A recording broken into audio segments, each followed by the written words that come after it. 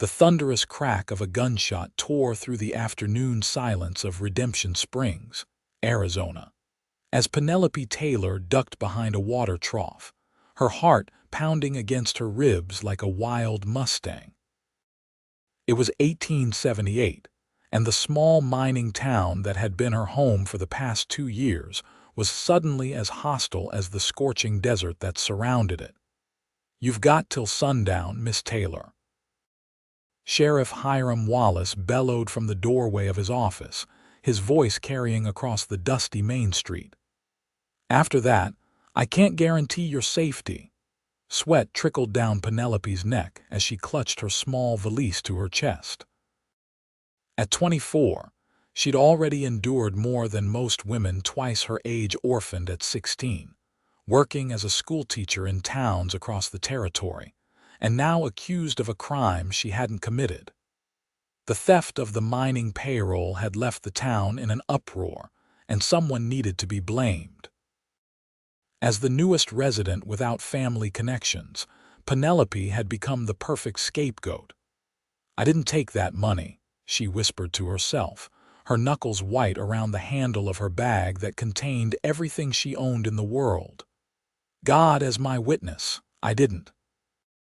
The late afternoon sun cast long shadows across the street as Penelope crept from her hiding place, keeping close to the buildings. Her simple blue dress was already coated with dust, her honey blonde hair falling loose from its pins. She had nowhere to go, no horse to ride, and precious little money to her name. The stagecoach had already departed, and the next one wouldn't arrive for 3 days, far too late to help her now. Sheriff Wallace might not be actively hunting her yet, but once the sun dipped below the horizon, she knew the angry mob of miners would take matters into their own hands. As Penelope reached the edge of town, desperation clawed at her throat. The vast expanse of desert and mountains stretched before her, beautiful, deadly, and utterly indifferent to her plight. Walking alone into that wilderness would be suicide. "Hey, you there!" A deep voice called from behind her. Penelope froze, her breath catching. Slowly, she turned to face a tall figure astride a powerful buckskin horse. The man's face was partially shadowed by his wide-brimmed hat, but she could see the strong line of his jaw dusted with stubble, intense blue eyes studying her with curiosity rather than malice. "Miss Taylor, ain't it?" he asked, dismounting in one fluid motion. His movements had the easy grace of a man comfortable in his own skin, at home in this harsh land. She nodded warily, taking a step back. "Do I know you, sir?" "Name's Nathan James," he said, removing his hat briefly in a gesture of respect. His dark hair was tousled, and though trail dust covered his clothes, there was something undeniably dignified about him. "I've seen you at the schoolhouse." Penelope recognized him now, the rancher from the Double J spread about 10 miles outside of town. He occasionally delivered his ranch hands' children to school or attended town meetings, always sitting quietly at the back. "Mr. James," she acknowledged, glancing nervously over her shoulder toward town. "I'm afraid I'm in a bit of a hurry." Nathan's gaze followed hers, and his expression hardened as he spotted several men gathering outside the saloon, their gestures animated and angry. "Trouble," tears threatened, but Penelope blinked them away. She was tired of running, tired of being alone in a world that seemed determined to break her. "They told me to leave town," she said, her voice barely above a whisper. Nathan studied her for a long moment, his eyes taking in her disheveled appearance, the small bag clutched in her hands, and the fear she couldn't quite hide. His decision seemed to form in an instant, his expression shifting from contemplation to resolve. "Then you'll ride with me instead," he said, extending his hand. Penelope stared at him, searching for any sign of deception or ulterior motive. Finding none, she hesitated only briefly before placing her hand in his. "Why would you help me?" she asked as he helped her onto his horse. Nathan swung up behind her, his chest warm against her back as he reached around to take the reins. "Let's just say I've been on the wrong side of public opinion myself, Miss Taylor. Sometimes folks need a second chance." As they rode away from Redemption Springs, Penelope felt the weight of the town's accusations begin to lift. She didn't know where Nathan James was taking her, or what awaited her there, but for the first time in days, she allowed herself to breathe. The desert stretched before them, painted gold by the setting sun, beautiful and terrible all at once, just like the uncertain future that awaited them both. Nathan kept the buckskin at a steady pace, following a trail visible only to him through the scrubland. They rode in silence for nearly an hour, putting distance between themselves and the town. Penelope was acutely aware of his presence behind her, his arms on either side as he held the reins, the steady rhythm of his breathing against her back. "There's a creek up ahead," Nathan finally said, his voice close to her ear. "We'll stop there, let the horse rest." As the sun sank lower, the temperature began to drop, and Penelope shivered slightly. Without comment, Nathan reached into his saddlebag and pulled out a worn but clean blanket, draping it around her shoulders without breaking stride. The simple kindness nearly undid her. "Thank you," she murmured, pulling the blanket tighter. "We'll reach the ranch before midnight," he said. "It's not much, but you'll be safe there." When they reached the creek, Nathan dismounted first, then reached up to help her down. Penelope's legs were stiff from the ride, and she stumbled slightly as her feet touched the ground. Nathan's hands steadied her, strong and sure, but he released her the moment she found her balance. The buckskin drank deeply from the clear water while Nathan filled their canteens. Penelope stretched her aching muscles, watching him covertly. He moved with purpose and efficiency, a man accustomed to the rhythms of frontier life. There was nothing flashy about him, no silver spurs or fancy pistols like the cowboys who preened in town on Saturday nights. His revolver was well worn but clean, his clothes practical rather than showy. "You're taking a big risk," she said as he handed her a canteen. "The sheriff might come looking for me." Nathan's expression remained impassive, but something flashed in his eyes, a hardness that suggested he was no stranger to conflict. "Sheriff Wallace rarely ventures beyond the town limits unless there's money in it for him," he replied. "And he won't find any at the Double J." "You don't seem surprised that I'm being run out of town," Penelope noted, taking a sip of water. "Redemption Springs has a habit of turning on outsiders when convenient," he said, leaning against a boulder. "The mining company owns the sheriff, the mayor, and most of the businesses. When trouble comes, they need someone to blame." "The payroll was stolen," Penelope explained, feeling the need to defend herself even though Nathan hadn't accused her of anything. $3,000. "Because I was at the assay office that morning, delivering some books to Mr. Hollister's son who was ill, they decided I must have taken it." "And did you?" Nathan asked, his tone neutral. Penelope straightened, indignation flashing across her face. "No, sir, I did not. I've never stolen anything in my life." A slight smile touched the corner of Nathan's mouth. "Had to ask, not that it would matter much to me either way." "It matters to me," she said firmly. "My reputation is all I have." Nathan studied her for a moment, then nodded. "Fair enough, we should keep moving." As they mounted up again, Penelope realized she was putting her life in the hands of a man. She barely knew a man who had just admitted he wouldn't care if she was a thief. And yet, something in her trusted him.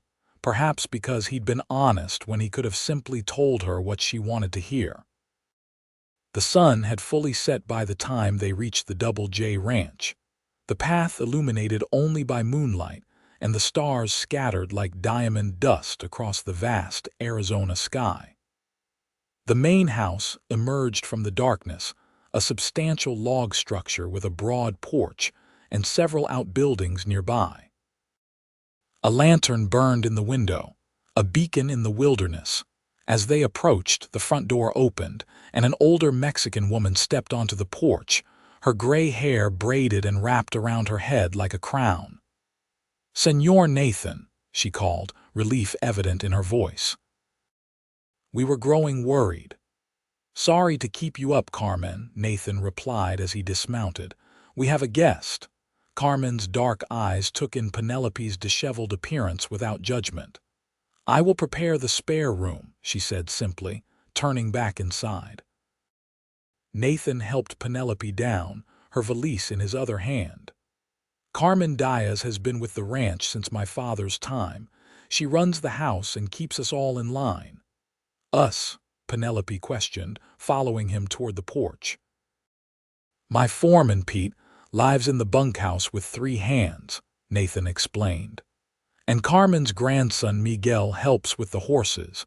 It's a small operation compared to some, but we manage." The interior of the house surprised Penelope. While not luxurious, it was clean and well-maintained, with solid furniture and shelves lined with books, more books than she'd seen outside of a proper city library. A fire burned in the stone hearth, chasing away the night's chill. "Are you hungry?" Nathan asked, setting her bag down. Before Penelope could answer, Carmen reappeared with a tray bearing a bowl of stew, fresh bread, and a cup of coffee. "Eat," she said simply, setting the tray on the table. The smell of the food made Penelope realize how hungry she truly was. She hadn't eaten since breakfast, too anxious about the growing hostility in town. "Thank you," she said sincerely, sitting at the table. "This is very kind." Nathan hung his hat on a peg by the door and removed his gun belt, setting it carefully on a nearby shelf. In the lamplight, Penelope could see him clearly for the first time. He was younger than she'd initially thought, perhaps 30, with features that suggested a life lived outdoors, sun lines at the corners of his eyes, a strong profile that reminded her of the ancient Roman statues in her schoolbooks. "I'll check on the horses," he said, nodding to Carmen. "Make sure Miss Taylor has everything she needs." After he left, Carmen brought Penelope a basin of warm water and a clean towel. "For washing," she said. "I have laid out a nightdress on the bed. It belonged to Senora James, Nathan's mother. It should fit." "Oh, I couldn't. She has been gone for many years," Carmen said softly. "The clothes do no good in trunks." Penelope nodded gratefully. "Thank you. I don't know how long I'll be imposing on your hospitality." Carmen's expression softened. "Senor Nathan does not bring people here lightly. If he brought you, there is a reason. Rest now. Tomorrow is soon enough for questions." After the older woman left, Penelope ate hungrily, savoring the rich stew and fresh bread. The events of the day caught up with her, exhaustion settling into her bones. By the time Nathan returned, she was struggling to keep her eyes open. "Your room is ready," he said, standing somewhat awkwardly in the doorway. "First door on the right upstairs. There's a lock if you'd feel safer."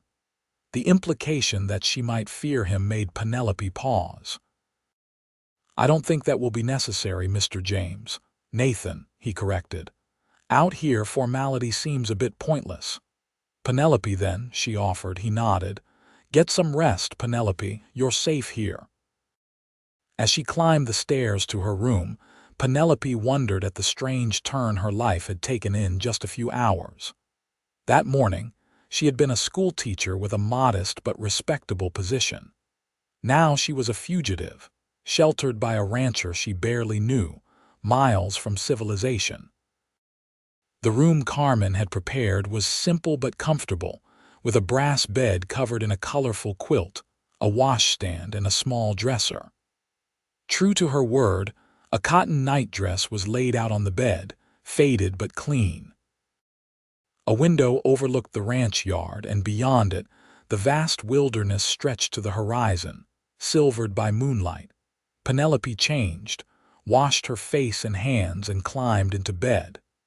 Despite her exhaustion, sleep eluded her as questions swirled through her mind. Who had really stolen the payroll?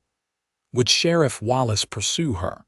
And most puzzling of all, why had Nathan James, a man of few words and apparent solitude, chosen to help her? As dawn broke over the Double J Ranch, Penelope woke to the unfamiliar sounds of ranch life: roosters crowing, horses nickering, the distant lowing of cattle. For a moment, disorientation gripped her, but then the events of the previous day rushed back. She dressed quickly in her own clothes, though they were wrinkled and dusty from her flight. Downstairs, she found Carmen kneading bread dough in the kitchen, the sleeves of her dark dress rolled up to her elbows. "Buenos dias," Carmen greeted her. "There is coffee on the stove and eggs ready for you." "Thank you, but I don't want to be a burden," Penelope said, smoothing her hands over her rumpled skirt. Carmen gave her an appraising look. "Sit and eat, then we will find you better clothes. Senora James was near your size." Too hungry to argue, Penelope sat at the kitchen table and ate the simple but delicious breakfast Carmen placed before her. Through the window, she could see Nathan in the corral, working with a young horse, his movements patient and deliberate. "He has been up since before dawn," Carmen commented, following her gaze. "Always working, that one, like his father." "How long have you known him?" Penelope asked, sipping her coffee. "Since he was born," Carmen replied, her hands never stopping their work. "I helped bring him into this world when his mother had no one else. His father was away, fighting in the war between the states." Penelope tried to imagine Nathan as a baby, then as a boy growing up in this wild country. He mentioned his mother's clothes. "She passed away." Carmen nodded, a shadow crossing her face. "Fever took her when Nathan was 12. His father followed 8 years ago, caught in a flash flood while moving cattle." She crossed herself. "Nathan has been alone since then, except for us who work here." The information filled in some of the blanks about the quiet rancher. Orphaned young, like herself, though he'd at least had a home to inherit. Penelope wondered what other sorrows and joys had shaped the man who had ridden into her life so unexpectedly. After breakfast, Carmen led Penelope to a cedar trunk in what must have been the master bedroom, a large room sparsely furnished but meticulously clean. From it, she withdrew several dresses, simple but well-made, in practical fabrics suitable for ranch life. "These will serve until your things can be washed," Carmen said, laying them on the bed. "Take what you need." "I can't accept these," Penelope protested weakly. Carmen's expression softened. "Senora James would be pleased. They are being used by someone who needs them. She was a good woman, kind like you seem to be." Touched by the sentiment, Penelope selected a light blue cotton dress that appeared closest to her size. It felt strange to don another woman's clothes, but the dress fit well enough with minor adjustments, and it was clean, a luxury she couldn't take for granted anymore. When she emerged from the house wearing the borrowed dress, her hair neatly braided, Nathan was leading the young horse back to the stable. He paused when he saw her, his expression unreadable. "Good morning," Penelope called, walking toward him. "I hope you don't mind that Carmen offered me some of your mother's clothes." "They look better on you than in that trunk," he replied simply. The horse beside him tossed its head, demanding attention.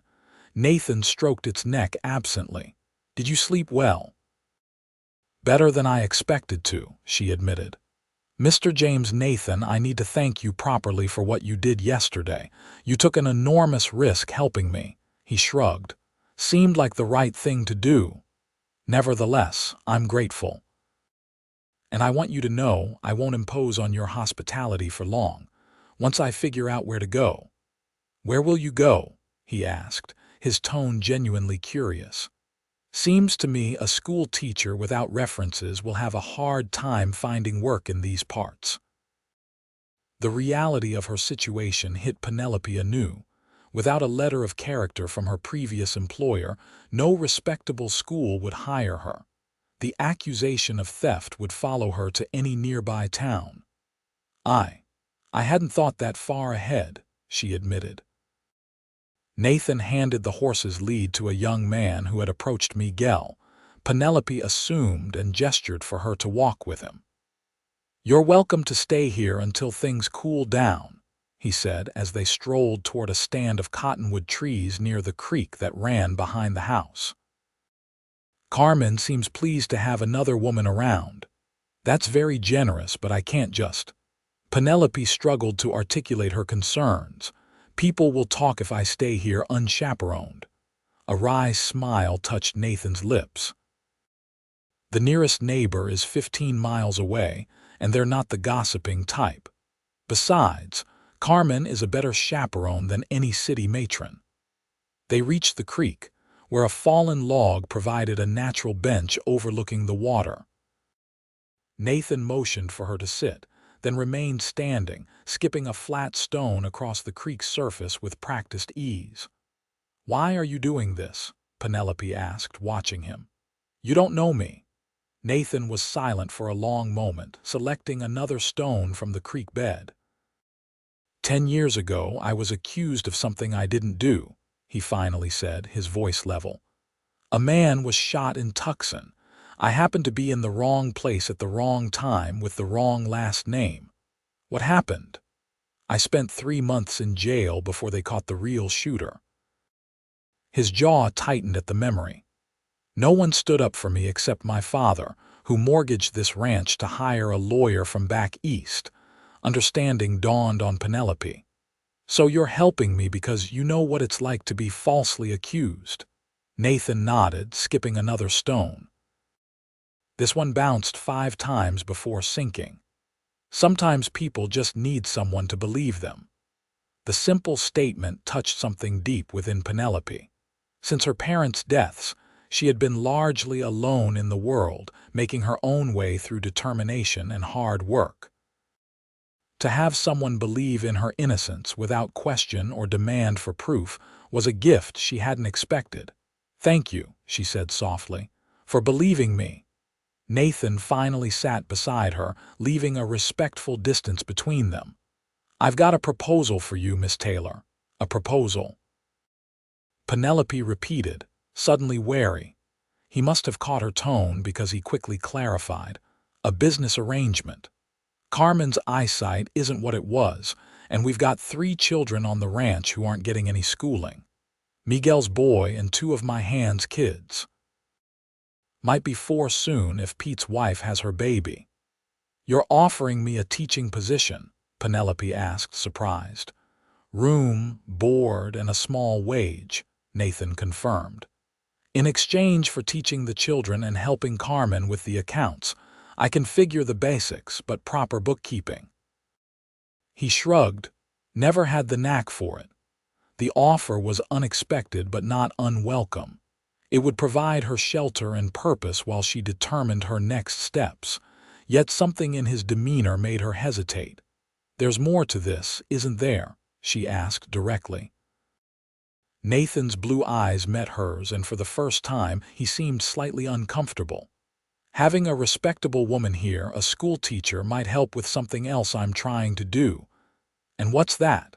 "I'm trying to adopt a boy," he said, the words coming reluctantly. "Billy, he's 10. His mother worked in the laundry in town, died of consumption last winter. No father in the picture. He's been staying at the mission school in Tucson, but he runs away every chance he gets. Last time he made it halfway here before they caught him. You want to adopt him? Why?" Penelope couldn't hide her curiosity. "His mother Mary was good to me when I was in that jail," Nathan said quietly. "Brought me decent food, clean water. When the guards weren't looking, she'd slip me a book or newspaper. Small kindnesses that meant everything." He stared at the flowing creek. "I promised her I'd look out for the boy if anything happened to her." Penelope was touched by his loyalty. And my presence would help with the adoption, the judge has. Concerns about a single man raising a boy, Nathan explained, a hint of frustration in his voice.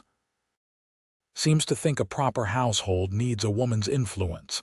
Having a schoolteacher here might ease his mind. I see. Penelope considered the implications. So I would be here as a teacher and… What?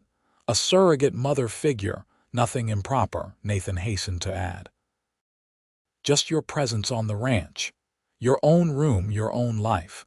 I'm not asking for anything beyond teaching the children and being visible when the judge visits.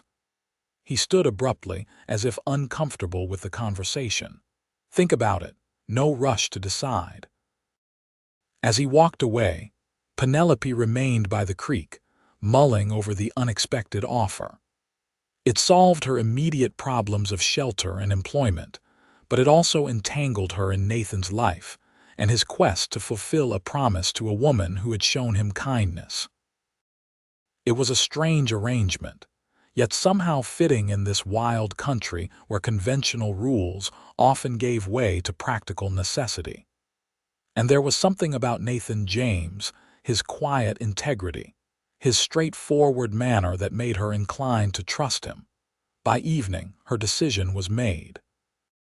She found Nathan in the barn, mending a piece of tack by lantern light, his fingers deft with the awl and heavy thread. "I'll do it," she said without preamble. "I'll teach the children and help with the adoption process." Nathan looked up, his expression carefully neutral. "You're sure?" "On one condition," Penelope added. "I want to clear my name. Whoever stole that payroll is still out there and I won't live as a fugitive forever." A slow smile spread across Nathan's face, transforming his features. "I was hoping you'd say that." "I've already sent Miguel to town to ask some discreet questions." For the first time since fleeing Redemption Springs, Penelope felt a spark of hope. Perhaps with Nathan's help, she could reclaim her reputation and in the process, help him keep his promise to a dying woman. What neither of them could have anticipated was how thoroughly their lives would become intertwined in the pursuit of justice, or the dangers that awaited them both.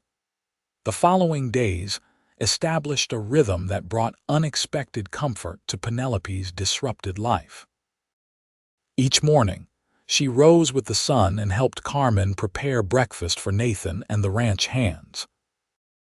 By 9 o'clock, she had converted a corner of the ranch house's main room into a makeshift classroom for her 3 students, Miguel's son Tomás, who was 8, and the Sanderson brothers, Luke and Matthew, ages 9 and 7, whose father Jim was one of Nathan's most trusted hands.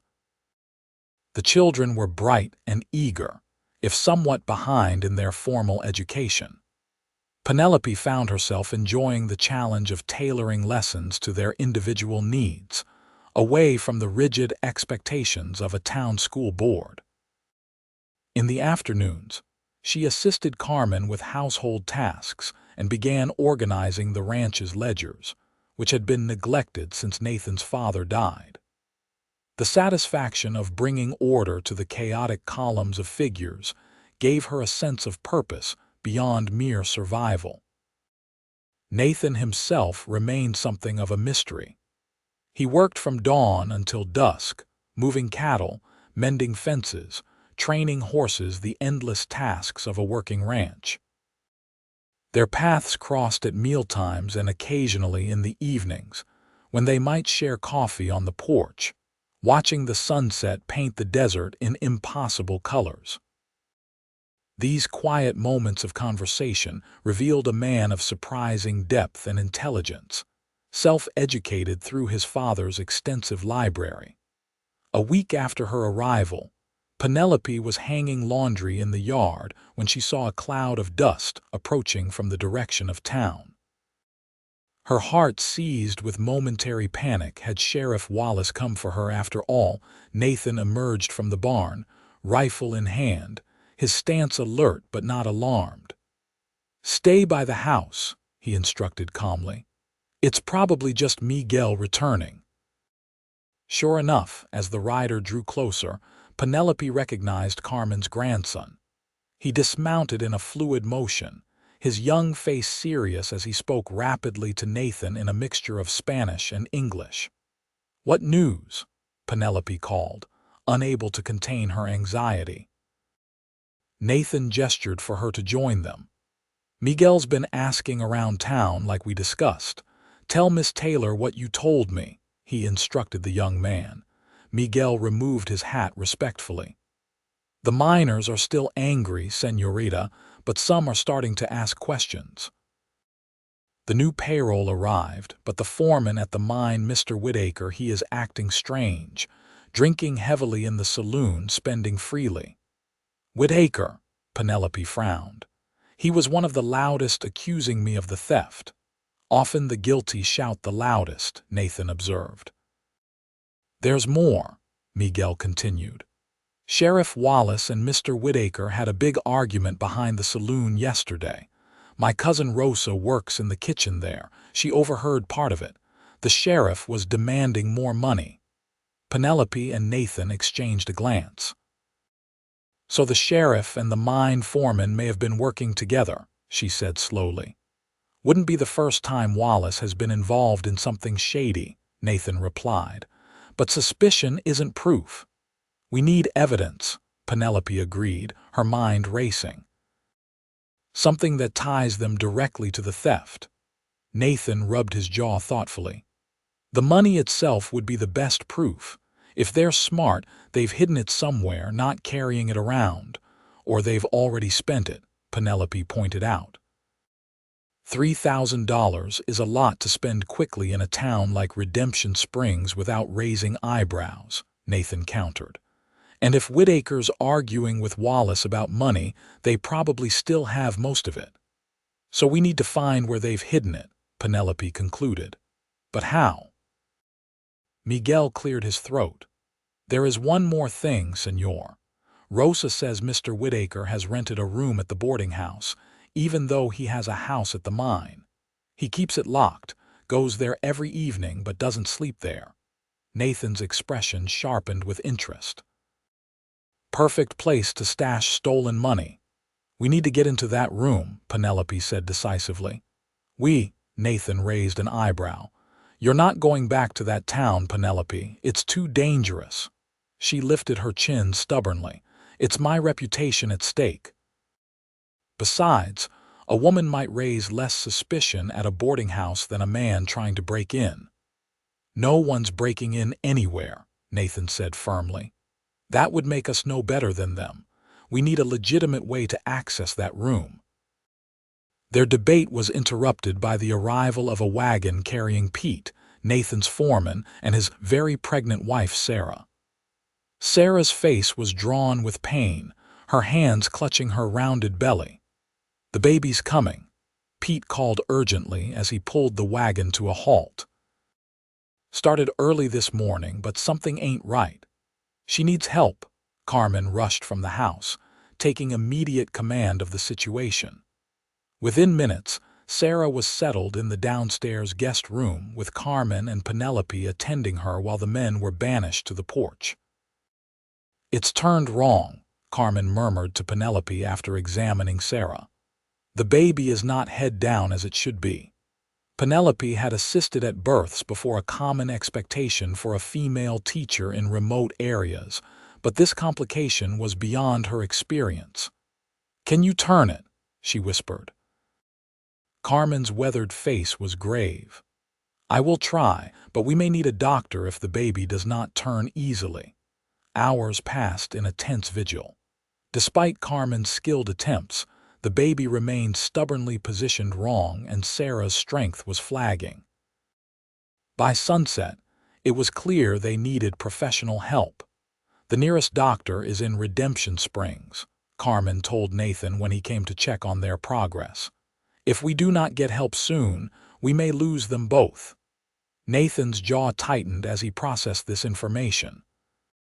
"I'll ride for the doctor," he decided. "No," Penelope interjected. "Let me go." "Out of the question," Nathan replied flatly. "You're wanted in that town." Which is precisely why I should go, Penelope argued. No one will be looking for me to ride boldly into town. I can wear a shawl over my head, go straight to the doctor's house on the edge of town. I know exactly where it is, and I can avoid the main street entirely. It's too dangerous, Nathan insisted. A weak voice interrupted their debate. Please, Sarah whispered from the bed. My baby. Penelope met Nathan's concerned gaze with determination. We're wasting time arguing. Sarah and her child need that doctor now. After a moment of tense silence, Nathan relented. Take my buckskin. He's the fastest horse we have. Stick to the back roads and for God's sake, be careful. Within minutes, Penelope was on her way, the powerful horse eating up the miles between the ranch and town. The desert night closed around her, the moon providing just enough light to follow the trail. Her heart pounded with fear, not just for Sarah and her unborn child, but for herself as well. She was riding straight into the town that had threatened her life, yet beneath the fear was a steely determination. This was her chance to not only help Sarah, but perhaps to discover evidence of her own innocence. If Whitaker's rented room at the boarding house held the stolen money, she might be able to clear her name tonight. The lights of Redemption Springs appeared in the distance, and Penelope slowed the buckskin to consider her approach. The doctor's house sat on the eastern edge of town, and the boarding house was nearby. She could reach both without crossing the main street if she circled around. Pulling the borrowed shawl lower over her face, Penelope urged the horse forward, her plan forming with each hoofbeat. First, she would fetch the doctor for Sarah. Then, while he was gathering his supplies, she would make a quick detour to the boarding house to investigate Whitaker's mysterious room. It was reckless, perhaps even foolhardy, but something told her this might be her only chance to reclaim her life and her good name. The doctor's house was dark when Penelope arrived, save for a single lamp burning in a downstairs window. She dismounted quickly, tethering Nathan's horse to a hitching post before rushing to the front door. Her knock was urgent but controlled. She couldn't afford to draw attention from neighbors. After what seemed an eternity, the door creaked open to reveal Dr. Maxwell, a gray-haired man with kind eyes and a perpetual frown. Recognition dawned on his face as he peered at her. Miss Taylor. But I thought, please, Dr. Maxwell, Penelope interrupted in a hushed voice. A woman is in labor at the Double J Ranch with a breech birth. She needs your help immediately. The doctor's professional instincts overrode any questions about Penelope's unexpected appearance. Give me 5 minutes to gather my things, he said, opening the door wider. Come in while you wait. Thank you, but I'd rather stay with the horse, Penelope replied, not wanting to be trapped indoors if someone happened by. He's skittish around strangers. Dr. Maxwell nodded. I'll be as quick as I can. As soon as the door closed, Penelope led the buckskin around to the side of the house, out of sight from the street. The boarding house was just 2 buildings away, its windows mostly dark at this late hour. Heart hammering, she secured the horse and moved silently toward her target. The boarding house was run by Mrs. Findlay, a widow known for her excellent cooking and lax supervision of her tenants. Penelope had boarded there briefly when she first arrived in Redemption Springs, before finding rooms closer to the schoolhouse. She knew the layout well, including the back entrance used by Mrs. Findlay's help. The door was unlocked, as Penelope had hoped. She slipped inside, finding the kitchen dark and empty. From Miguel's information, Whitaker had rented a room on the 2nd floor, most likely one of the better ones overlooking the street. Moving quietly, she ascended the back stairs, keeping to the edges to avoid creaking boards. The upper hallway was dimly lit by a single oil lamp turned low. Penelope paused, listening for any sound of occupants. A gentle snore emanated from one room, but otherwise the house was silent. According to Miguel, Whitaker visited his room each evening but didn't sleep there with luck. He had already come and gone. 4 doors lined the hallway. The first belonged to Mrs. Findlay herself, marked by a small wreath. Penelope moved past it carefully. The second door was ajar, revealing an empty, unmade bed, clearly a room recently vacated. The third door was firmly closed, with light visible beneath it. Penelope froze, afraid Whitaker might still be inside. But after a moment, she realized the light wasn't flickering like a lamp or candle. It was the steady glow of moonlight through uncurtained windows. Taking a deep breath, she tried the handle. Locked as expected. Penelope withdrew a hairpin from her braid and bent it into shape. Growing up in various boarding schools and orphanages had taught her certain skills not covered in the standard curriculum, including how to bypass simple locks. After a tense minute of careful manipulation, she heard a soft click. The lock had given way. Holding her breath, Penelope eased the door open just enough to slip inside, then closed it behind her. The room was sparsely furnished: a narrow bed, a washstand, a small desk, and a chest of drawers.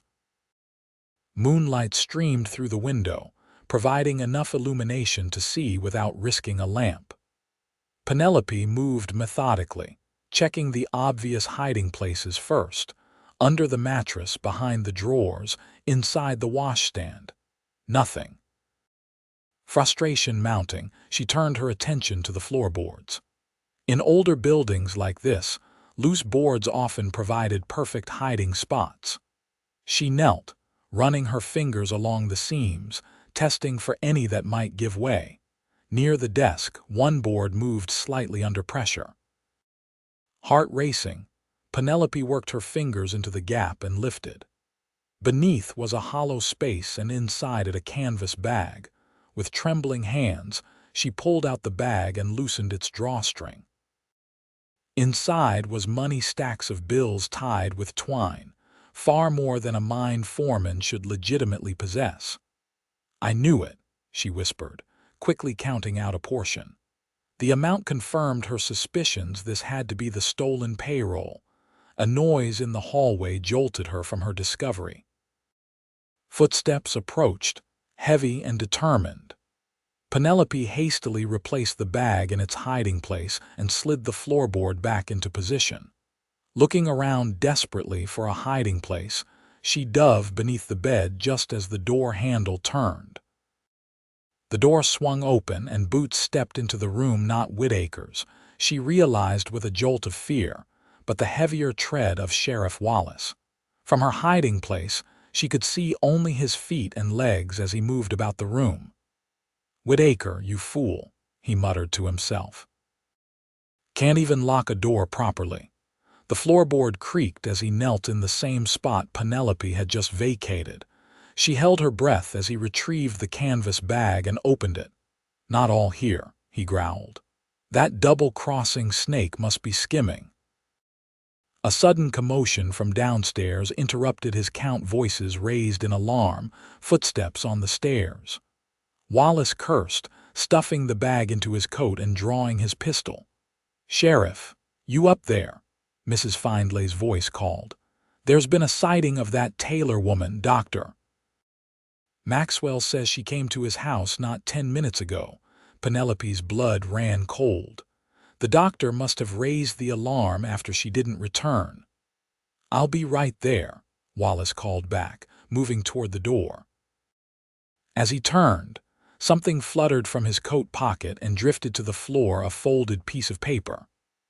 Wallace didn't notice. His attention focused on the commotion below. The moment the door closed behind him, Penelope scrambled from beneath the bed and snatched up the fallen paper. It was a telegram addressed to Wallace. "Payment received. Stop witness. Eliminated. Stop proceed." As planned, stop. There was no signature. Only the initials R.W. Richard Whitaker. The implications were clear and damning. Not only had Wallace and Whitaker stolen the mine payroll, but they had also apparently arranged for someone's death. But whose? Penelope had no time to ponder. The house was coming alive with activity. Mrs. Findlay was notoriously efficient at spreading news. She needed to get out immediately, but the hallway would be too risky. The window was her only option. Peering out, she saw that it overlooked the side alley with a sloped roof directly below.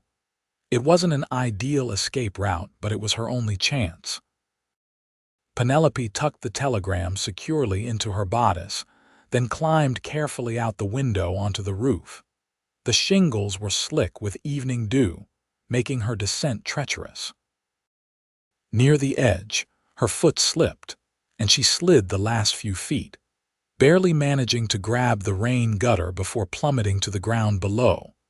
The metal groaned under her weight, but held long enough for her to lower herself to a more manageable height before dropping into the alley.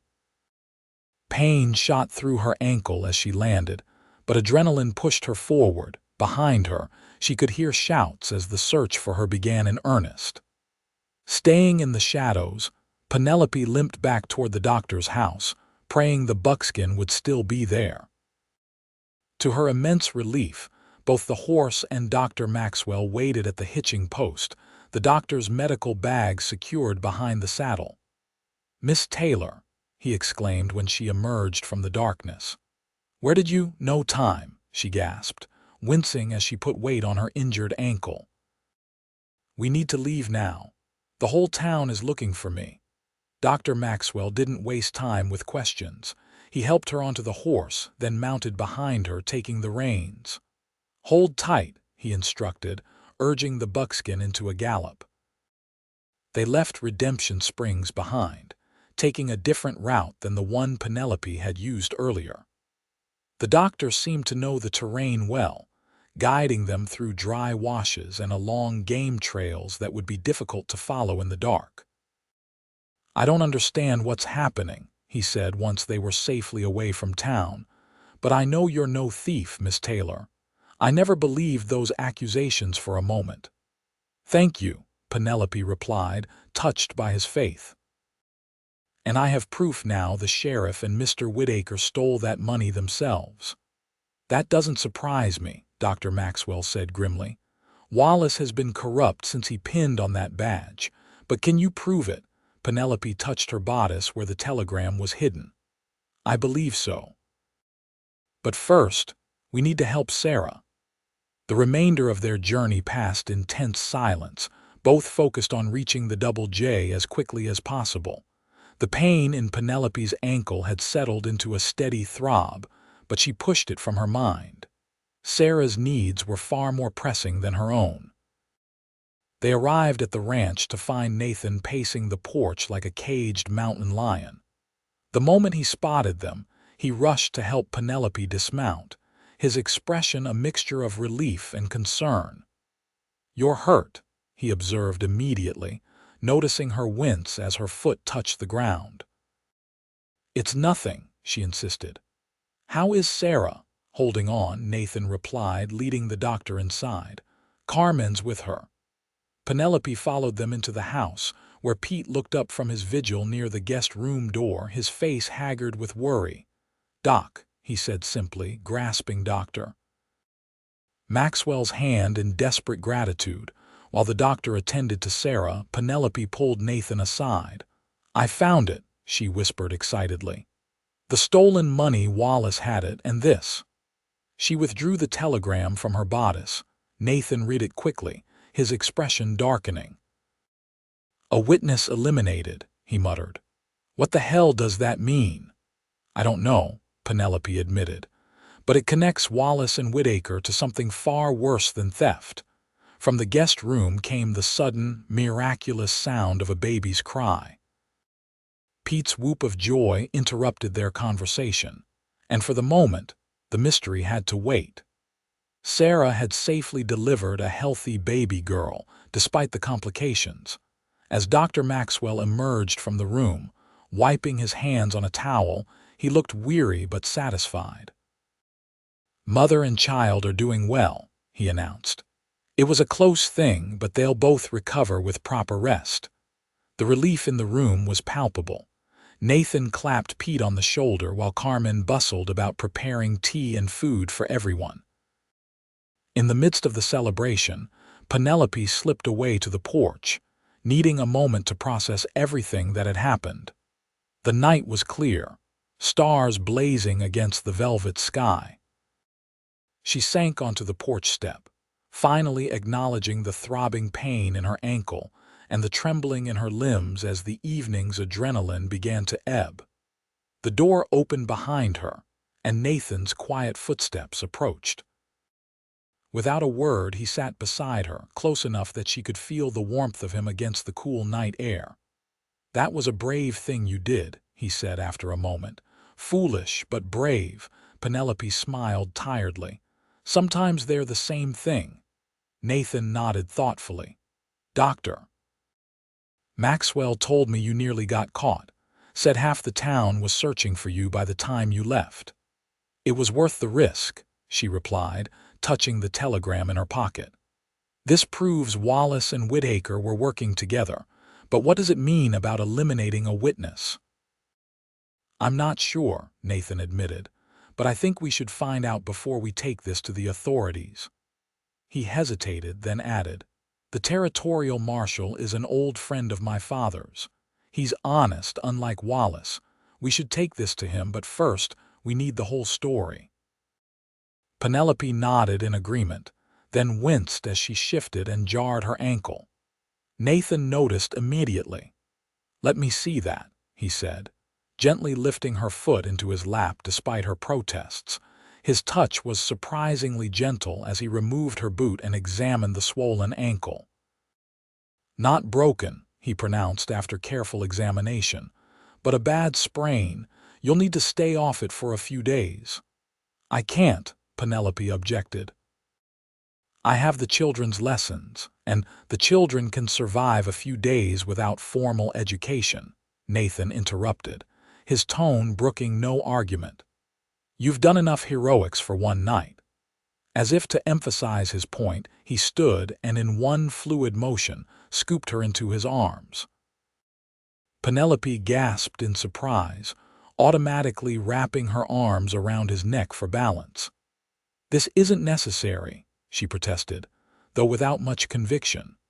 The warmth of his chest against her side and the security of his arms felt unexpectedly right. "Humor me," Nathan replied, carrying her into the house as effortlessly as if she weighed nothing at all. Carmen looked up from where she was preparing a tray for Sarah, raising an eyebrow at the sight of them but making no comment. Nathan carried Penelope up the stairs to her room, setting her gently on the bed. "Thank you," she said softly as he stepped back, "for everything." Nathan lingered in the doorway, his expression unreadable in the dim light. "Get some rest, Penelope. Tomorrow, we'll figure out what to do about Wallace and Whitaker." As he closed the door behind him, Penelope lay back on the bed, too exhausted to even change out of her dusty clothes. Despite the danger she had faced and the uncertainty that still loomed, she felt strangely at peace. For the first time in years, she wasn't facing her battles alone.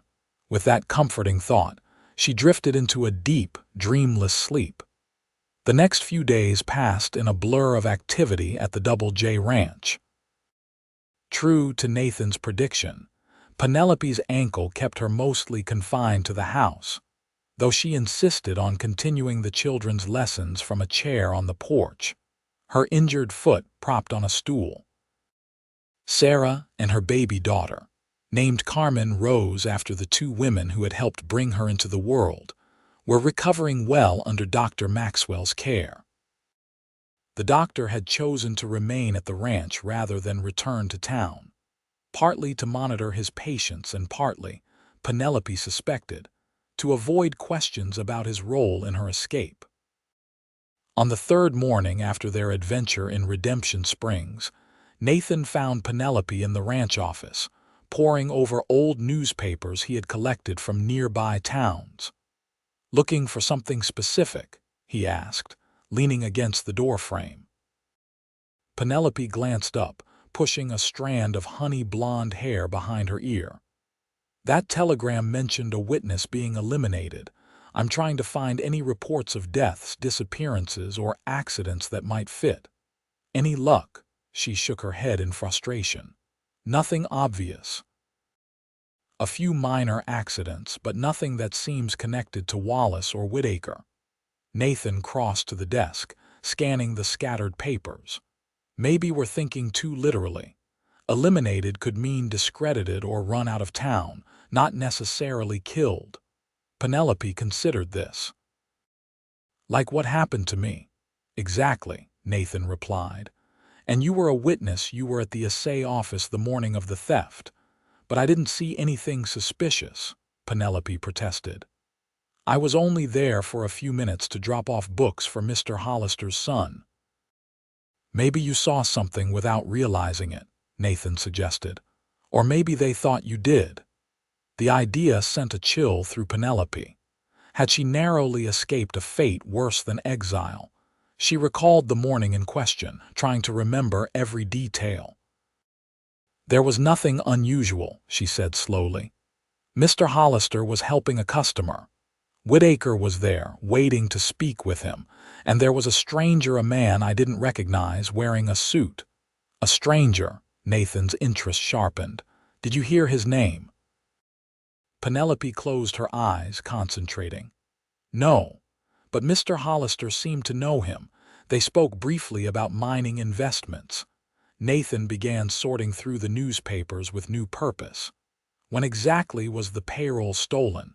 That same morning, apparently. The money was discovered missing when the mine manager came to collect it around noon. Penelope watched as Nathan examined the paper dated the day before her expulsion from town. What are you looking for? This, he said, pointing to a small article near the back pages. Man found dead in canyon. Penelope leaned forward to read. The body of James Buchanan, 45, a mining investor from San Francisco, was discovered yesterday in Serpent Canyon, 5 miles west of Redemption Springs. Initial reports suggest Buchanan fell while exploring the canyon, though an investigation is ongoing. Buchanan was in the area to inspect potential mining investments. James Buchanan, Penelope murmured. That could be the man I saw at the assay office. A mining investor who died suspiciously the same day as the theft, Nathan noted grimly. That's too much coincidence for my taste. You think Wallace and Whitaker killed him? The possibility was horrifying yet made a terrible kind of sense. I think we need to talk to Dr. Maxwell, Nathan replied. As the town doctor, he might have been called to examine the body. They found the doctor on the porch, enjoying a cup of coffee while watching the children's morning lessons, which Carmen had taken over temporarily. Buchanan, Dr. Maxwell repeated when Nathan inquired. Yes, I remember the case well. Sheriff Wallace brought me to the canyon to examine the body. Said a prospector found him at the bottom of a cliff. Was it really an accident? Penelope asked directly. The doctor hesitated, glancing between them. I had my doubts at the time. There was a wound on the back of his head that didn't seem consistent with a fall. I mentioned it to Wallace, but he insisted it must have happened during the fall. Did you put that in your official report? Nathan pressed. Dr. Maxwell looked uncomfortable. Wallace suggested it would be better to list it as an accidental death. Said there was no point in alarming the town or deterring future investors with talk of possible murder. So Buchanan was murdered, the payroll was stolen, and I was framed all in one day, Penelope summarized. And now we have evidence linking Wallace and Whitaker to all 3 crimes. What are you planning to do? Dr. Maxwell asked warily. Nathan's expression was resolute. We're going to the territorial marshal in Tucson. With your testimony about Buchanan's suspicious death, the telegram Penelope found, and our account of finding the stolen money, We should have enough to convince him to investigate. When do we leave? Penelope asked, already mentally preparing for the journey. We don't, Nathan replied firmly. I'll go alone. Your ankle isn't healed enough for that kind of trip, and it's safer for you here. Penelope bristled at his protective tone. This is my fight too, Nathan. My reputation is at stake. And your life, he countered. Wallace already tried to frame you once. If he realizes you have evidence against him, he won't hesitate to silence you permanently. Their eyes locked in silent battle, neither willing to concede. Finally, Dr. Maxwell cleared his throat. If I may suggest a compromise, he offered. I need to return to Tucson anyway to restock my medical supplies. I could accompany Nathan and provide my testimony about Buchanan's death. Miss Taylor can remain here where it's safe, but her written statement could go with us. It was a sensible solution, though Penelope was reluctant to admit it. Fine, she agreed after a moment, but I want to be there when Wallace and Whitaker are arrested. Nathan's expression softened slightly. We'll make sure of it. The marshal will want to hear your testimony in person eventually. With that settled, preparations began for the journey to Tucson. Penelope spent the afternoon carefully writing out her statement, detailing everything from the morning at the assay office to her discovery of the money and telegram in Whitaker's room. Nathan, meanwhile, made arrangements for the ranch to continue running in his absence, leaving Pete in charge. That evening, as the household settled for the night, Penelope found herself unable to sleep. The events of the past weeks replayed in her mind: her flight from town, Nathan's unexpected rescue, their growing partnership in uncovering the truth. She realized with some surprise how comfortable she had become at the Double J, how natural it felt to be part of this makeshift family. Restless, she lit a lamp and made her way downstairs, thinking a cup of tea might help calm her thoughts. She was surprised to find Nathan in the kitchen, similarly sleepless, a cup of coffee cooling before him as he studied a map spread on the table. "Plotting your route?" she asked, entering the room. He looked up, a small smile softening his features. "Making sure we avoid any potential trouble. Wallace has friends in some of these settlements." Penelope filled the kettle and set it on the stove, then joined him at the table. "I wish I was going with you. I know." Nathan folded the map carefully. "But someone needs to stay here for the children's lessons, and for Billy." The mention of the boy Nathan hoped to adopt caught Penelope by surprise. "Have you heard anything about when he might come?" "The judge is visiting next week to assess the ranch," Nathan replied. "If he approves, Billy could be here within the month." "I'll make sure everything is perfect for the judge's visit," Penelope promised, touched by the hint of vulnerability in Nathan's voice when he spoke of the boy. "Thank you." He studied her for a moment, his blue eyes reflecting the lamplight. "You know, when I brought you here, I never expected." When he didn't continue, Penelope prompted gently, "Expected what?" Nathan seemed to struggle with his words, unusual for a man typically so direct. "I never expected you to fit so well here," he finally said. "With the ranch, the children, Carmen. With me." The simple statement sent a flutter through Penelope's chest. "I never expected it either," she admitted. "But I'm glad I do." Their eyes met across the table, and something unspoken passed between them, an acknowledgement of feelings neither was quite ready to name but both increasingly aware of. The kettle's whistle broke the moment.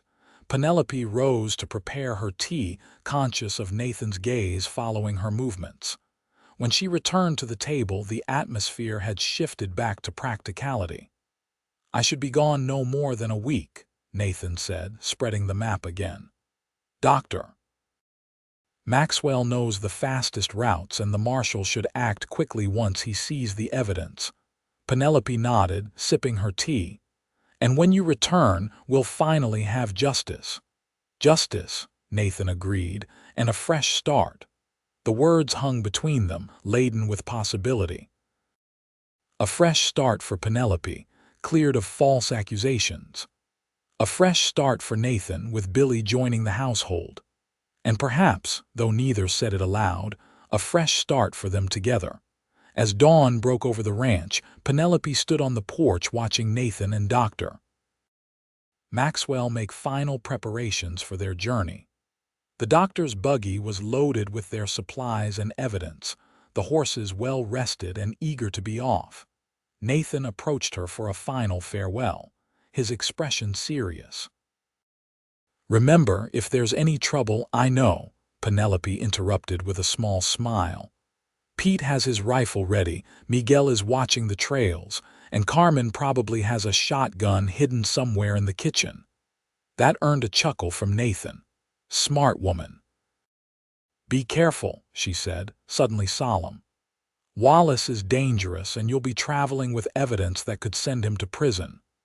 "I'll be back before you know it," he assured her, taking her hand briefly in his. The touch was simple yet intimate, his calloused fingers warm against her skin.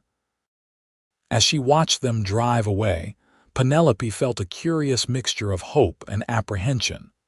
The next week would determine the course of her future, and perhaps Nathan's as well. The first few days after Nathan's departure passed smoothly. Penelope resumed full teaching duties as her ankle improved, and the children responded enthusiastically to her lessons. Carmen kept the household running with quiet efficiency, while Pete and the other ranch hands tended to the cattle and horses.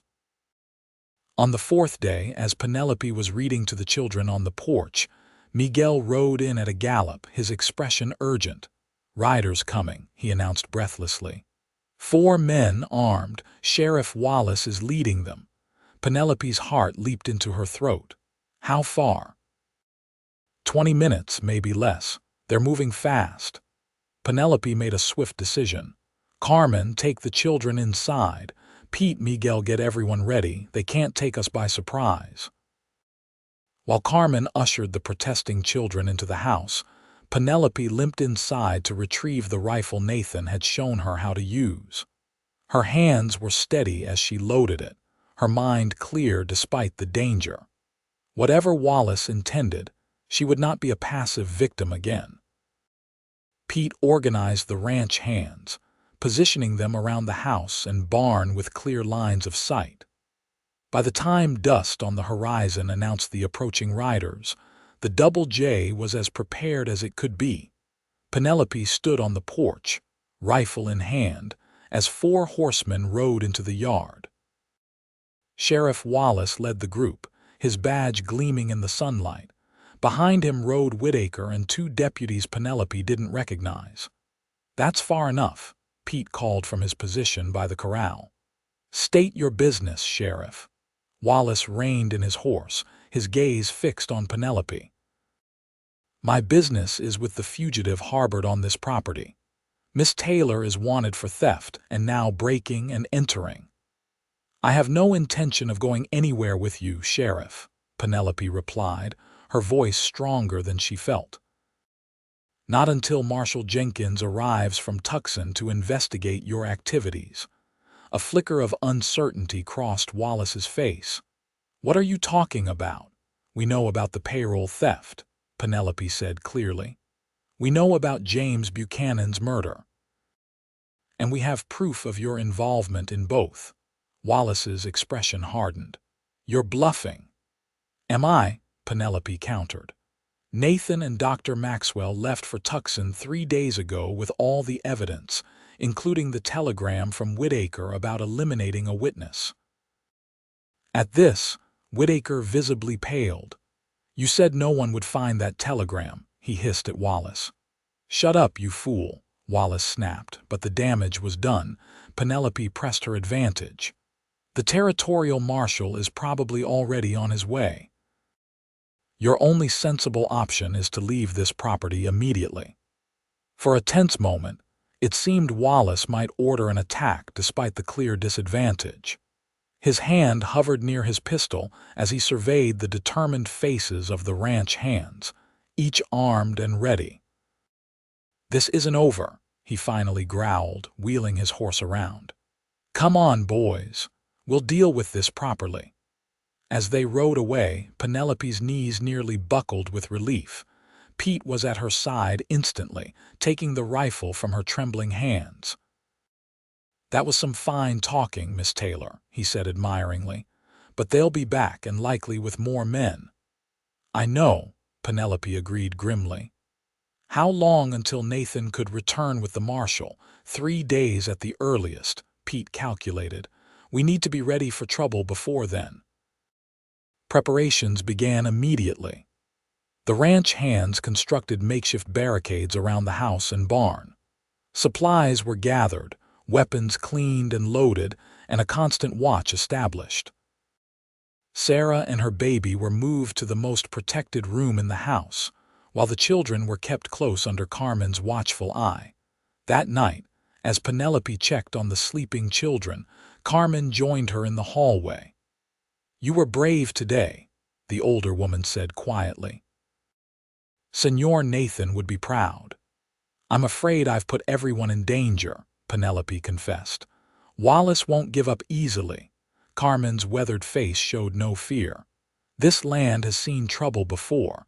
The James family has weathered storms worse than Wallace." Her quiet confidence bolstered Penelope's resolve. "Then we'll weather this one too." The attack came at dawn 2 days later. The first warning was a distant gunshot, followed by the alarm from Miguel, who was on watch. "Riders, at least a dozen," he shouted as he raced toward the house. Penelope was already dressed, having slept in her clothes since Wallace's visit. She hurried the children to the root cellar beneath the kitchen, where Carmen waited with Sarah and the baby. "Stay quiet, no matter what you hear," she instructed, hugging each child briefly. "We'll come for you when it's safe." Outside, Pete was directing the defense, positioning men behind the barricades. Penelope joined him, rifle in hand, as riders appeared on the ridge overlooking the ranch. "There must be 15 of them," Pete muttered. "Wallace has called in every gunman and drifter from 50 miles around. We just need to hold out until the marshal arrives," Penelope replied, trying to sound more confident than she felt.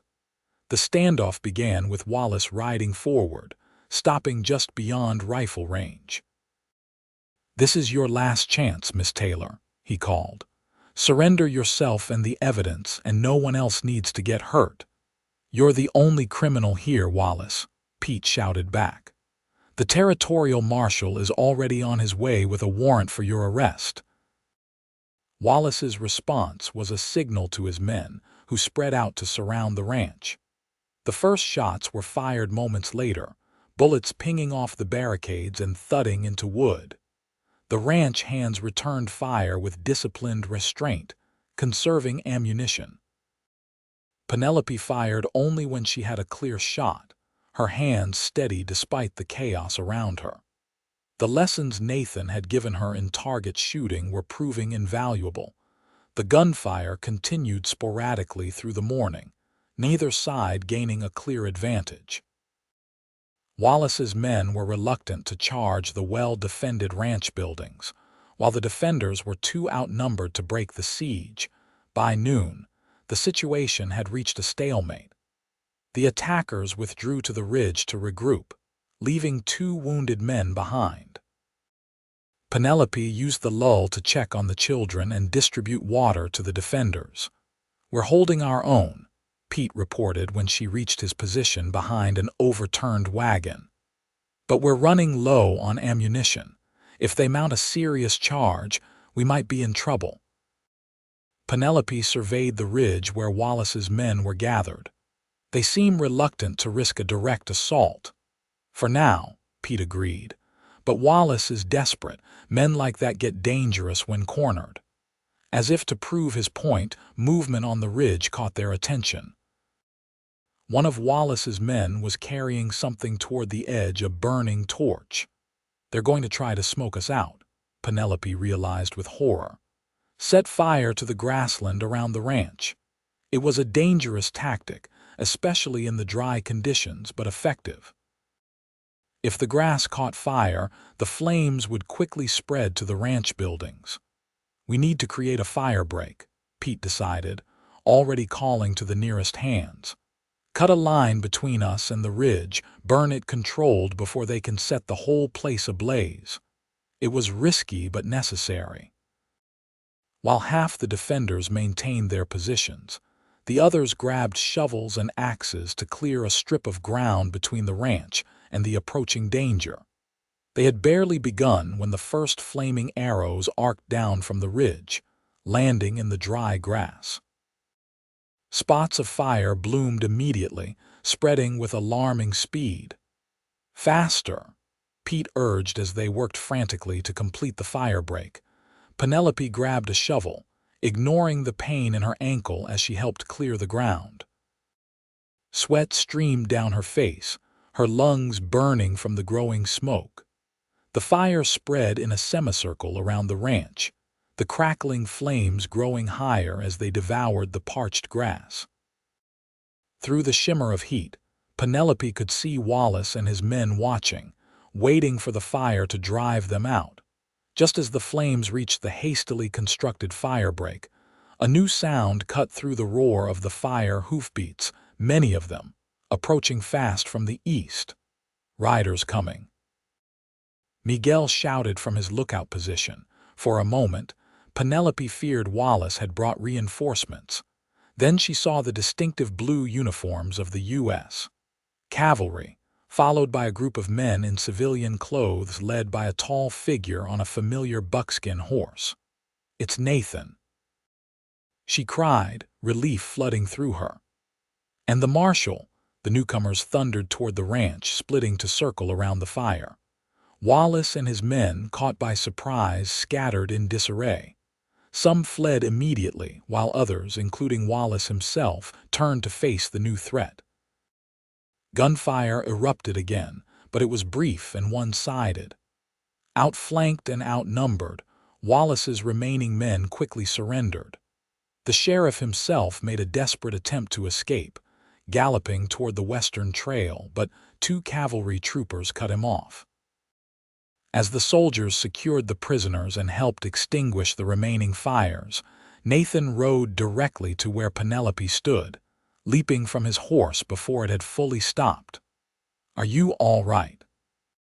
he demanded, his eyes scanning her for injuries, taking in her smoke-smudged face and disheveled appearance. "We're all fine," she assured him, fighting the urge to throw herself into his arms. "You arrived just in time." A tall man in a marshal's coat approached, his stern face lined with age and experience.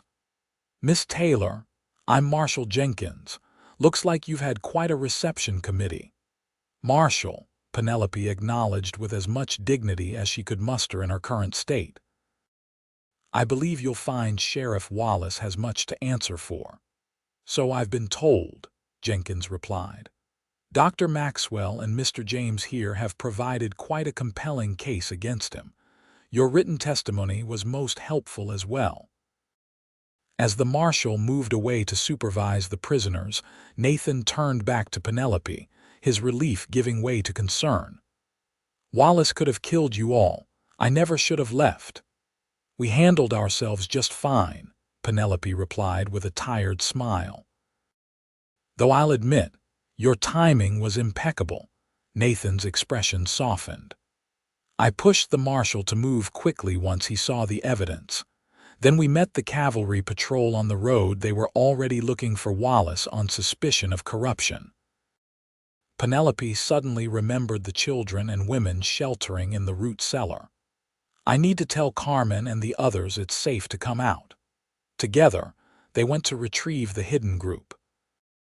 The children erupted from their confinement with relieved excitement, clustering around Penelope and bombarding Nathan with questions about the soldiers outside. Carmen emerged more sedately, carrying Sarah's baby, while Pete helped the new mother up the cellar steps. The older woman's eyes assessed Nathan critically before she nodded in approval. "You kept your promise to return," she observed. "And you brought an army with you." "Just barely in time, it seems," Nathan replied, surveying the damage to the ranch. Bullet holes marked the buildings, and the scorched earth of the firebreak formed a black scar around the property. "It can all be repaired," Penelope said, following his gaze. "What matters is that everyone is safe and justice will be served." The next few hours were a flurry of activity as the marshal took formal statements from everyone at the ranch. The captured men, including Wallace and Whitaker, were secured for transport to Tucson to await trial. Dr. Maxwell attended to minor injuries sustained during the siege, while the cavalry commander arranged for a detachment to remain overnight to ensure no further trouble. By evening, a semblance of normalcy had returned to the Double J. Carmen prepared a hearty meal for everyone, including the soldiers camped in the yard. The children, recovered from their fright, pestered the young troopers with endless questions about their uniforms and weapons. Penelope found a quiet moment to sit on the porch steps, watching the sunset paint the scorched landscape in hues of gold and crimson. Despite the chaos of the day, a profound sense of peace settled over her. The nightmare that had begun with her expulsion from Redemption Springs was finally ending. Nathan joined her, 2 cups of coffee in his hands. He offered one to her before sitting beside her, their shoulders almost touching. "Marshal Jenkins says with the evidence we've gathered, plus the testimony from Dr. Maxwell about Buchanan's murder, Wallace and Whitaker will almost certainly hang," he said after a comfortable silence. "Your name will be officially cleared." "What will happen to Redemption Springs?" Penelope asked. "The town still needs a sheriff, and the children need a teacher." "Jenkins is appointing a temporary sheriff until elections can be held," Nathan replied. "As for the teaching position, that would be yours again if you wanted it." Penelope considered this, watching the last rays of sunlight disappear behind the mountains. "A week ago I might have jumped at the chance," she said thoughtfully. "But now—" "Now," Nathan prompted when she didn't continue. She turned to face him, her heart suddenly racing. "Now I'm not sure Redemption Springs is where I belong anymore." Something flickered in Nathan's eyes, hope, perhaps, or uncertainty. "Where do you belong, Penelope?" The question hung between them, weighted with unspoken possibilities. Penelope gathered her courage, knowing this moment might shape the rest of her life. "I think I might belong here," she said softly. "With the children who need teaching, with Carmen who needs help with the accounts, with Billy when he comes." She paused, her eyes meeting his directly. "With you, if you'll have me." Nathan's expression transformed, the stoic mask giving way to a joy so pure it took her breath away. "I was hoping you'd say that," he admitted, setting down his coffee cup to take her hand in his. "These past weeks, having you here, it's made the ranch feel like a home again." "I've never really had a home before," Penelope confessed. "Not since my parents died, just places I lived for a while." "Then stay," Nathan said simply. "Make this your home. Help me raise Billy. Teach our children, all of them, including any we might have ourselves someday." The implication was clear and Penelope's heart soared. "Nathan James, if that's a proposal, it's the most practical one I've ever heard," she teased gently. A smile broke across his face, transforming his features. "Practical is what I do best," he acknowledged.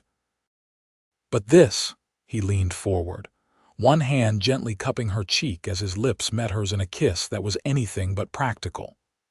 It was tender and passionate, conveying everything words had left unsaid between them. When they finally parted, Penelope was breathless. "That was decidedly impractical, Mr. James," she murmured. "I'm learning," he replied, his smile deepening. "And I have a feeling you'll be an excellent teacher." 2 months later, Penelope stood nervously on the porch of the Double J, watching as a wagon approached from town. Beside her, Nathan was equally tense, his usual composure betrayed by the way he repeatedly adjusted his clean shirt and newly trimmed hair. "What if he doesn't like me?" Nathan asked for perhaps the 10th time that morning. "What if he's changed his mind about coming here?" Penelope squeezed his hand reassuringly. "Billy has been trying to reach this ranch for months. He wants to be here with you." The boy in question was finally arriving, accompanied by Judge Harlow, who had officially approved Nathan's adoption petition the previous week.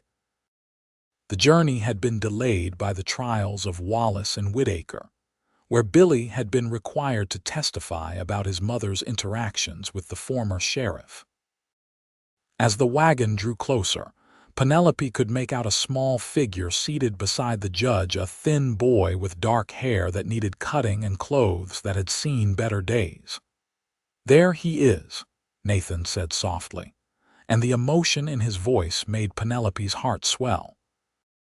The wagon pulled up to the house, and Judge Harlow, a portly man with mutton chop whiskers, helped the boy down. Billy stood uncertainly, looking around at the ranch before his gaze settled on Nathan. "Mr. James?" he asked, his voice smaller than Penelope had expected. Nathan nodded, stepping forward. "Hello, Billy. Welcome to the Double J." The boy clutched a small bundle of possessions to his chest. "My ma said you were a good man," he said solemnly. "Said you'd look out for me if anything happened to her." "I promised her I would," Nathan confirmed, kneeling to be at eye level with the child. "And I keep my promises." Billy studied him for a long moment, then glanced at Penelope. "Are you Mrs. James?" he asked. A flush crept up Penelope's cheeks. "Not yet," she replied honestly.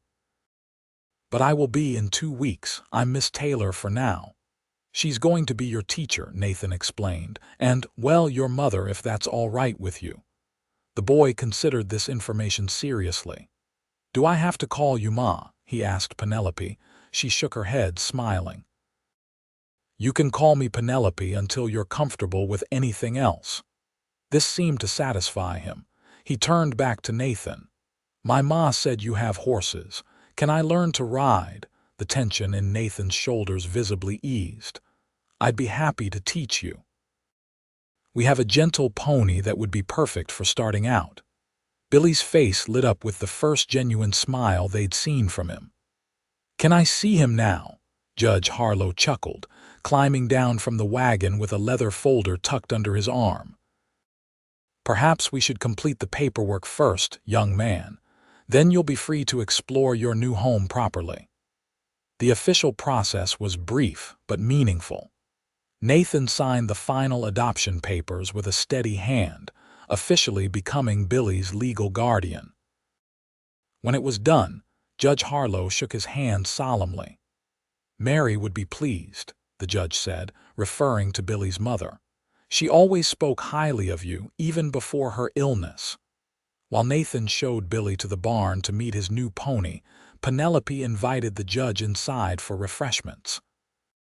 Carmen had prepared a special meal for Billy's arrival, and the aroma of baking bread filled the house. "You've made quite a home here, Miss Taylor," Judge Harlow observed as he accepted a cup of coffee. "Quite different from when I first visited to evaluate Mr. James's petition." "Thank you," Penelope replied, pleased by the compliment.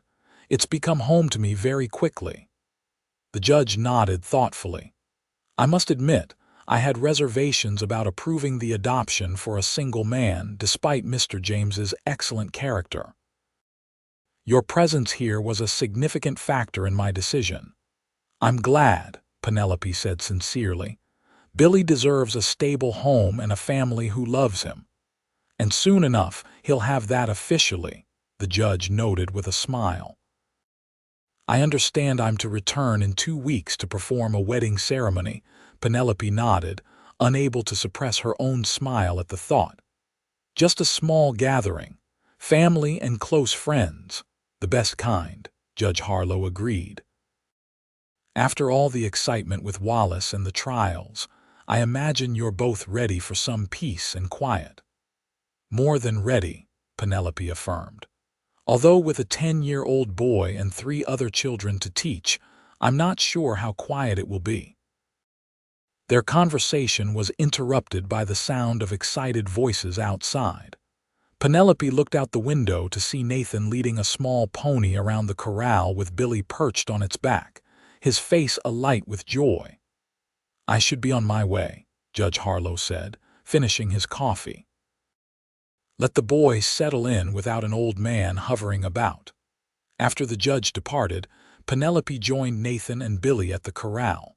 The boy was still on the pony, now confidently holding the reins himself while Nathan walked alongside. "He's a natural," Nathan told her proudly. "Takes to it like he was born to ride." Billy beamed at the praise. "Can I go faster?" "Not today," Nathan replied firmly. "Basics first, speed later." Though the boy looked disappointed, he didn't argue. Instead, he asked, "When do I start school?" "Monday," Penelope answered. "You'll join Tomas, Luke, and Matthew.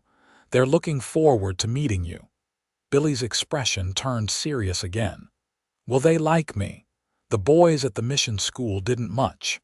Nathan and Penelope exchanged a glance, recognizing the vulnerability beneath the question. "They'll like you just fine," Nathan assured him. "And if there are any problems, you come to us. That's what family is for." The word family seemed to resonate with Billy. He straightened in the saddle, looking around at the ranch, the house, the barn, the distant pastures where cattle grazed. "This is really my home now?" he asked, his voice small but hopeful. "It really is," Nathan confirmed, "for as long as you want it to be."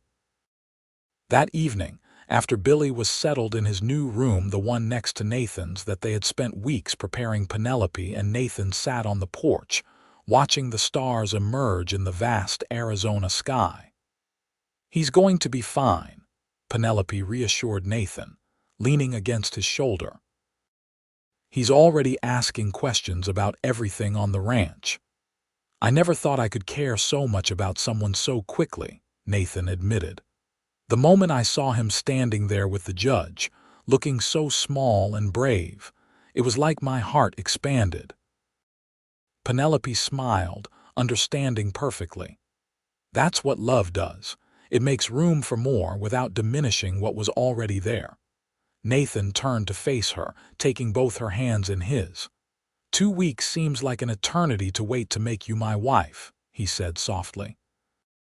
"Every day, I think about how differently things might have turned out if I hadn't been riding past town that evening." "If they hadn't told me to leave town," Penelope added. Nathan's eyes crinkled with his smile. "And if I hadn't offered you a ride instead." "The best offer I ever accepted," Penelope murmured as he leaned in to kiss her. Above them, a shooting star blazed across the night sky, a fitting benediction for a love born in adversity, but destined to flourish in the wild, beautiful land they now called home. 2 weeks later, under an arch of wildflowers erected in the ranch yard, Judge Harlow pronounced Nathan James and Penelope Taylor husband and wife before a small gathering of friends and neighbors. Billy stood proudly at Nathan's side, while Carmen beamed from her place beside Penelope. As Nathan kissed his bride, the assembled guests cheered, and a new chapter began at the Double J Ranch, a chapter full of promise, purpose, and the enduring love that had blossomed from a chance encounter on the edge of a hostile town. In the years that followed, the ranch prospered under their joint care. The school Nathan and Penelope established eventually grew to serve children from neighboring ranches as well.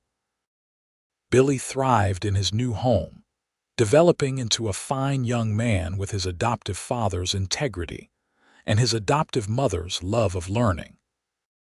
And when their own children came, first a daughter with Penelope's honey blonde hair, then twin boys who inherited Nathan's quiet determination, the family that had begun with a desperate escape and an act of kindness was complete.